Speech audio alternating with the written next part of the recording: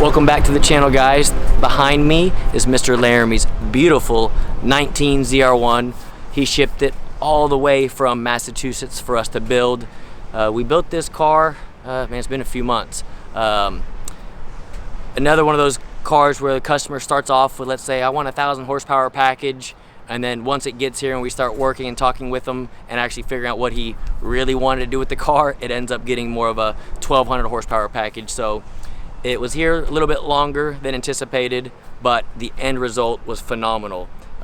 You'll see this car in an upcoming episode of Street Outlaws if y'all watch the Discovery Channel. Little things I want to go over with it today is stuff that we've changed since we went and street raced this car up in Oklahoma. So any of you drag racers out there, y'all know the difference between a foot brake and a trans brake when it comes to reaction times. We've been street racing this car heavily for the past couple months, myself driving and the customer driving, and racing against what I'll call more race cars with trans brakes. Even though we have a quicker car than them, if we don't leave at the same time as them, they're beating us, right? We're giving them pretty much, I call it a head start. We're giving them the move just because we're leaving on a foot brake versus their trans brake. So I'm gonna say the trans brake versus foot brake, to me, on a car like this, is anywhere between 0.2 and 0.5, which is a big difference when it comes to 8th mile drag racing. So we raced the car, had good success with it. It flies. Roll racing 60 to 130 times are incredible. He wanted to build the ultimate roll race car, but also be able to drag race on the weekend. So we kind of wanted the best of both worlds, which I tell customers kind of pick one or the other, road racing or drag racing, and kind of stick to it. But in the 19 ZR1 case, we're able to do both with this setup. So let me show you real quick what we did. We ended up, we've been foot braking, like I said, for the past month, street racing it. And again, done very well, but the foot brake was just killing me with the reaction time. I was literally watching every car move, and it was driving me nuts having to drive around somebody. So we incorporated, which I can show you the box real quick and then talk about it. There's a little box right here. It has an on and an off switch. So if he's driving around in highway racing and stuff like that, you can just keep the box off, which will deactivate the trans brake. This is still an 8-speed automatic transmission. So not a lot of people put trans brakes in 8-speed automatic transmissions. A lot of people don't even know you can do it.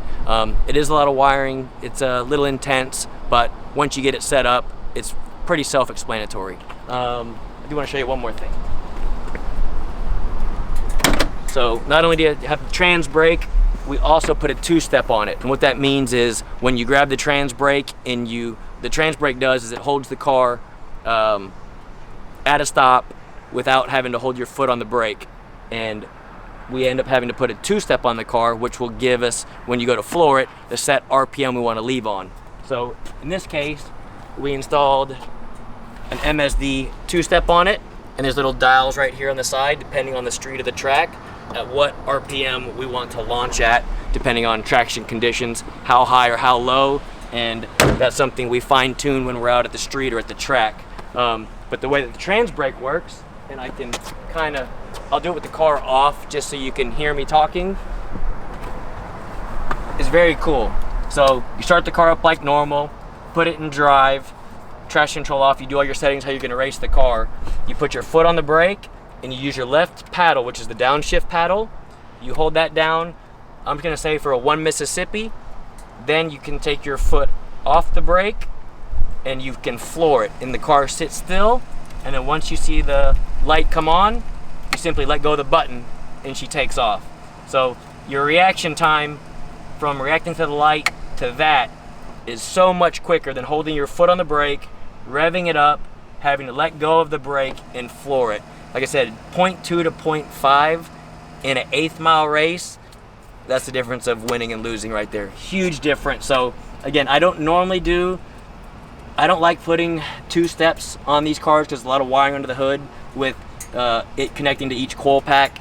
It normally doesn't look pretty, but the ZR1s have the big carbon covers on them so you don't see them. But in this case, he wants to drag race the car a lot, hence the 15-inch wheel conversion on it.